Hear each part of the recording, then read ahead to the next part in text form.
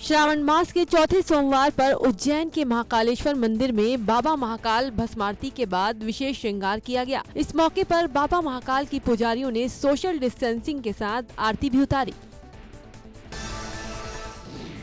सावन का चौथा सोमवार आज शिवालयों में उमड़ रही श्रद्धालुओं की भीड़। दिल्ली के कनॉट प्लेस के शिव मंदिर में सोशल डिस्टेंसिंग के साथ पूजा पाठ करने पहुंच रहे भगवान भोले के भक्त। आईसीएमआर की नोएडा लैब का उद्घाटन करेंगे प्रधानमंत्री नरेंद्र मोदी। शाम 4:30 बजे वीडियो कॉन्फ्रेंसिंग से करेंगे उद्घाटन। सीएम योगी भी वीडियो कॉन्फ्रेंसिंग के माध्यम से जुड़ेंगे। कोरोना के बढ़ते आंकड़े को लेकर योगी सरकार अलर्ट। टीम 11 के साथ सीएम योगी की आज फिर होगी मीटिंग। अधिकारियों को देंगे जरूरी दिशा निर्देश। कोरोना के हालात पर करेंगे चर्चा। उत्तराखंड के मुख्यमंत्री त्रिवेंद्र सिंह रावत आज एक साथ कई कार्यक्रम में शिरकत करेंगे। फेसबुक के जरिए प्रदेश के छात्रों से करेंगे ई संवाद। वृक्षारोपण कार्यक्रम और शिलान्यास कार्यक्रम में भी लेंगे हिस्सा।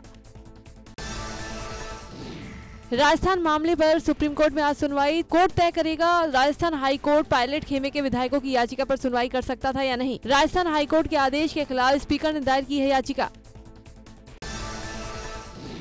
कन्नौज में लखनऊ आगरा एक्सप्रेसवे पर अवैध शराब से भरी कार हादसे का शिकार। हादसे के बाद कार में लगी भयंकर आग। कार सवार लोग जान बचाकर भागे। पुलिस ने फायर ब्रिगेड की टीम की मदद से आग पर काबू पाया। आरोपियों की तलाश शुरू। मथुरा के विकासनगर में 200 रुपए के विवाद में पथराव और फायरिंग। आपसी कहासुनी के बाद भिड़े दो पक्ष। विवाद में एक पक्ष के 4 लोग घायल। पुलिस ने एक हमलावर को हिरासत में लिया। कासगंज में एक ही परिवार के 3 लोगों की निर्मम हत्या से पूरे क्षेत्र में सनसनी। गोली लगने से एक युवक गंभीर रूप से घायल। Aligarh medical college refer. Sorrow थाना क्षेत्र के होडलपुर गांव का मामला। वारदात के बाद हत्यारे मौके से फरार। आपसी रंजिश में घटना को अंजाम देने का शक। पुलिस ने 8 लोगों को हिरासत में लेकर शुरू की पूछताछ। पूरे क्षेत्र में नाकाबंदी कर आरोपियों की तलाश जारी। कानपुर के बर्रा अपहरण कांड का एक और ऑडियो वायरल। तत्कालीन एसओ रंजीत राय की संजीत के पिता के दोस्त से बातचीत। रंजीत राय बोले, जब रुपए नहीं दिए तो झूठ क्यों बोल रहे हो? ऐसी बात करने से तुम्हारा ही नुकसान होगा। ये पैसा रुपया देने वाली बात कहाँ से आ गई? जब पैसा तुम ले गए नहीं, पैसा कहीं दिए नहीं, इस तरह की बातें फैला करके इससे लाभ क्या मिल रहा है इनको? भाई हमारे बारे में बता रहे हो, मैडम के बारे में बता रहे हो। तुम ये बताओ कि हम लोग तुम तो देख ही रहे हो ना, हम लोग किस तरीके से लगे हुए हैं। बहराइच में घाघरा नदी से सटे इलाके इस बार फिर बाढ़ की चपेट में आ गए। नेपाल ने बारिश के पानी को काफी पहले से ही अपने डैम में छोड़ दिया, जिस वजह से तराई इलाकों में हालात बहुत गंभीर हो गए। घाघरा का जलस्तर कम होने के बाद कटान तेजी से शुरू हो गया। नदी के किनारे बसे लोगों के घर नदी में समाने लगे। दर्जनों घर घाघरा में समा गए। जिले में बाढ़ से हजारों लोग प्रभावित हो गए और पलायन करने को मजबूर हैं। एम्बुलेंस न मिलने के बाद घायल महिला को ठेले पर ले जाने को मजबूर हुआ बेसहारा पति। ठेले से 20 किलोमीटर का सफर तय कर घायल पत्नी को अस्पताल पहुंचाया। आगरा पुलिस की छापेमारी में अंतर्राज्यीय गौ तस्करों के गिरोह को गिरफ्तारी में बड़ी कामयाबी हासिल हुई है। गौ तस्करों का यह गिरोह गौवंशों को पश्चिम बंगाल समेत कई राज्यों में अवैध तस्करी करता था। इस सफलता के बाद पुलिस के लिए इनाम की घोषणा की गई है। कानपुर में 2 पक्षों के बीच जमकर मारपीट हुई। एक साथ दर्जनों लोगों ने एक दूसरे पर किया हमला। इस मामले में जमकर पत्थरबाजी की गई।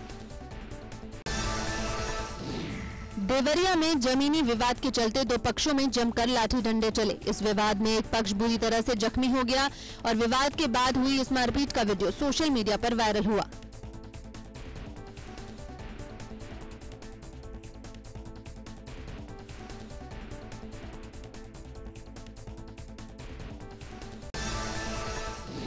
गाजियाबाद के मुरादनगर में भयंकर मारपीट हुई। मास्क न पहनने को लेकर टोकने पर यहां भिड़ंत हो गई, जिसके बाद वहां 3 युवकों ने मारपीट की। पुलिस ने पूरे मामले में 3 लोगों को गिरफ्तार कर लिया है। रायबरेली में नागपंचमी पर अखाड़े को लेकर बवाल हो गया, जिसके बाद दबंगों ने पथराव शुरू कर दिया, जिसमें कई घरों के दरवाजे क्षतिग्रस्त हो गए। इस घटना में 4 लोग गंभीर रूप से घायल हैं। जौनपुर के शाहगंज के बड़ागांव में 2 पक्षों के बीच भयंकर झड़प। रास्ते के विवाद को लेकर भिड़े 2 गुटों के बीच मारपीट का वीडियो वायरल।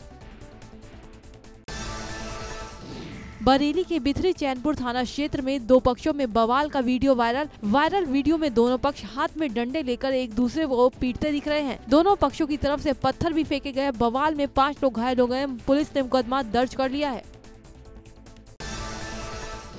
हमीरपुर में स्कूल के बाबू का अवैध तमंचा लहराते हुए वीडियो हुआ वायरल। पड़ोसी से विवाद होने पर खुलेआम लहराया तमंचा। पड़ोसी को दी धमकी। सरस्वती बाल मंदिर में बाबू के पद पर तैनात है आरोपी। अंबेडकर नगर के हसवर थाना क्षेत्र में शख्स की दिन दहाड़े हत्या। स्थानीय लोग पकड़ने दौड़े तो गोली चलाते हुए हत्यारे फरार। पुलिस सीसीटीवी फुटेज के आधार पर आरोपियों की पहचान कराने में जुटी। मृतक के बेटे पर पड़ोस की लड़की को भगाने का आरोप। मृतक के परिजनों का आरोप है कि लड़की के घर वालों ने ही हत्या करवाई है। एसपी ने आरोपियों की जल्द गिरफ्तारी का किया दावा। रामपुर के शाहबाद तहसील के नायब तहसीलदार का वीडियो वायरल हुआ है। इस वीडियो में नायब तहसीलदार ट्रैक्टर चालक को डंडे से पीट रहे हैं।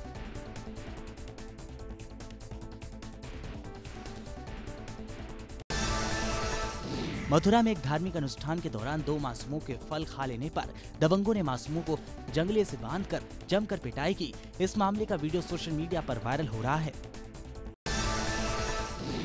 मुनस्यारी तहसील के कुछ और गांवों में अभी भी आपदा का कहर जारी है। जोशा गांव में 3 मकान क्षतिग्रस्त हो गए। एक सप्ताह से लगातार हो रहे भूस्खलन से गांव को खतरा बना हुआ है। धारचूला में मुख्य मार्गों समेत 22 सड़कें अभी भी बंद चल रही हैं। रामनगर में कोसी नदी का अचानक जलस्तर बढ़ने से कई जगह 5 लोग फंस गए। पंपापुरी में खताड़ी के 3 लोग मछली पकड़ने गए थे। पुलिस और फायर ब्रिगेड की टीम इनकी तलाश में जुटी है। पूछड़ी में भी 2 लोग कोसी नदी का जलस्तर बढ़ने से फंस गए, जिन्हें पुलिस ने लोगों की मदद से बाहर निकाला। जिला प्रशासन गोंडा के 2 तहसील क्षेत्रों में बाढ़ से निपटने के लिए तैयार है। बांध की निगरानी कर रहे सिंचाई विभाग के कर्मचारी। 23 से हो रहा मरम्मत का काम। 23 बार चौकियों को किया गया सक्रिय। 240 लेखपालों को आपदा प्रबंधन के तहत प्रशिक्षण। सहारनपुर में थाना सदर बाजार पुलिस एवं सर्विलांस टीम को बड़ी सफलता हाथ लगी है। 20 जुलाई को ऑफिसर कॉलोनी में नाबालिग बालिका की अज्ञात व्यक्तियों द्वारा गला घोंटकर हत्या कर दी गई थी। इस केस में पुलिस ने 3 आरोपियों को गिरफ्तार कर लिया है। पुलिस ने हत्या का खुलासा करते हुए बताया कि नाबालिग की हत्या की साजिश खुद उसकी मां ने अपने भाई और उसके दोस्त के साथ मिलकर रची थी। कन्नौज पुलिस ने 25 मुकदमों में वांछित चल रहे जिले के टॉप 10 अपराधी कुंवर सिंह बंजारा को नशीले पदार्थ व अवैध तमंचे के साथ गिरफ्तार कर लिया है। लंबे समय से इस अपराधी की तलाश में थी पुलिस। सहारनपुर पुलिस को मिली बड़ी सफलता। अवैध असलहों की सप्लाई करने वाले 3 शातिर अभियुक्तों को पुलिस ने मुठभेड़ के दौरान किया गिरफ्तार। गिरफ्तार अभियुक्तों के पास से भारी मात्रा में अवैध असलहे बरामद। जनता को चमत्कार बताकर ठगने वाले एक पाखंडी बाबा को पुलिस ने गिरफ्तार कर लिया है। गांव के लोगों को लुभावने वादे कर उनसे पैसे ऐंठने का करता था काम।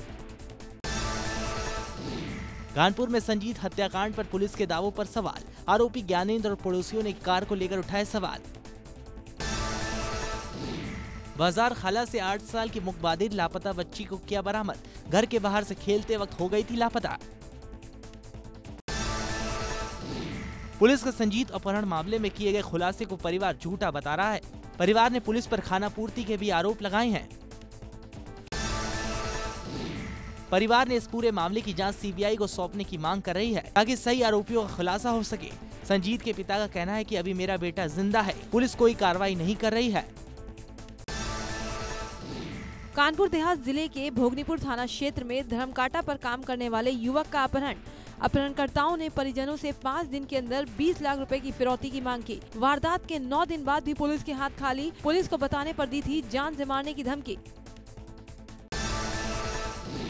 कानपुर के बिगरू मामले में मनु पांडे और उसकी सास का एक और वीडियो सामने आया है, जिसमें शशिकांत की मां का कहना है कि विकास हमारे परिवार को मिटाना चाहता था। मनु के बाहर घूमने जाने तक पर विकास हमेशा ऐतराज जताता था।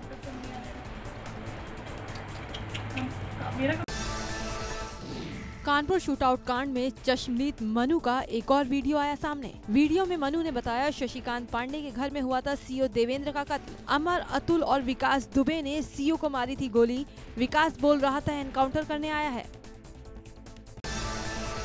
तो अमर को देखा था हमने, और ये जो उन्होंने कहा था कि लेटा हुआ है, ये जो क्या अतुल थे उनने कहा था, और विकास को मैंने तो खुद गोली मारी थी, और ये भी बोला कि एनकाउंटर करने आया। मेरा कमरा है कि आजमगढ़ के शुभम अस्पताल में इलाज करवाने आई महिला से डॉक्टरों ने पहले धन उगाही की। इसके बाद उसी अस्पताल के 3 डॉक्टरों ने महिला के साथ दुष्कर्म किया, जिसके बाद पुलिस ने मुकदमा दर्ज कर आरोपियों को जेल भेज दिया है।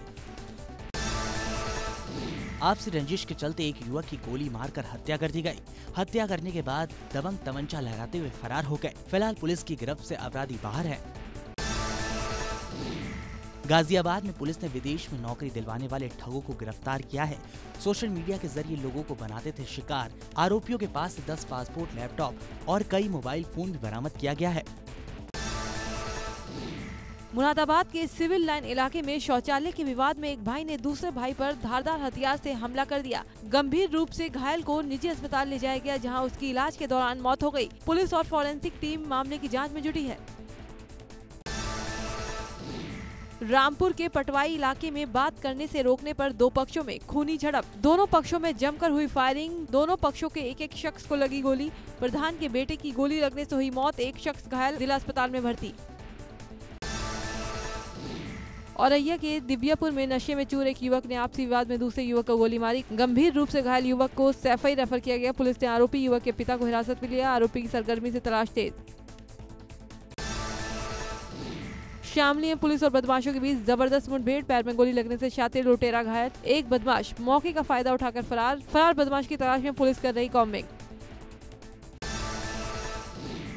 पकड़ा गया बदमाश लूट के मामलों में हरियाणा के करनाल में जेल जा चुका है। उसके कब्जे से अवैध हथियार, 10,000 कैश और लूट पर इस्तेमाल बाइक बरामद हुई है। बदमाश पर अलग अलग थानों में कई मुकदमे दर्ज हैं। बागपत के रमाला इलाके में पुलिस और बदमाशों के बीच मुठभेड़। दोनों ओर से हुई फायरिंग में एक शातिर अपराधी पैर में गोली लगने से घायल, जबकि उसका एक साथी मौके से फरार। एसओ की बुलेट प्रूफ जैकेट और जीप में लगी गोली।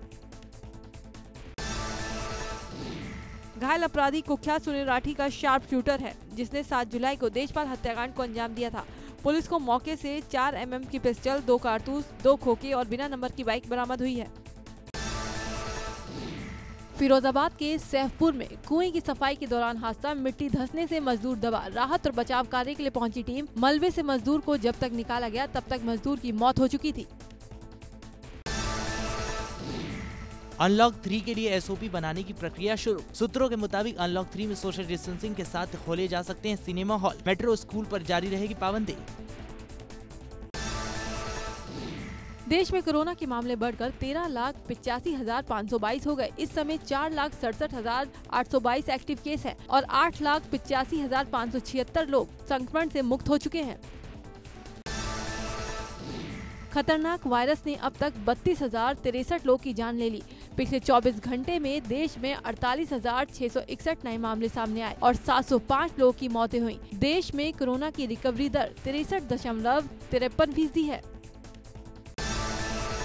देहरादून के जेल में कोरोना की दस्तक। 7 बंदियों की रिपोर्ट आई पॉजिटिव। सभी बैरक को किया गया सैनिटाइज। अमरोहा में 12 घंटे में 53 नए कोरोना पॉजिटिव मरीज मिलने से हड़कंप। भाजपा नेता और 3 बिजली कर्मचारी भी कोरोना की चपेट में आए। जिले में मरीजों की तादाद पहुंची 414। 279 मरीज हो चुके हैं स्वस्थ। 10 कोरोना मरीजों की इलाज के दौरान मौत। संगम नगरी में 2 और लोगों की कोरोना से हुई मौत। अब तक 45 लोग कोरोना से दम तोड़ चुके। 101 नए मरीज मिलने से मरीजों की संख्या बढ़कर 1,464 हुई। 69 मरीज एक दिन में डिस्चार्ज। अब तक 791 कोरोना मरीज स्वस्थ होकर घर लौट चुके।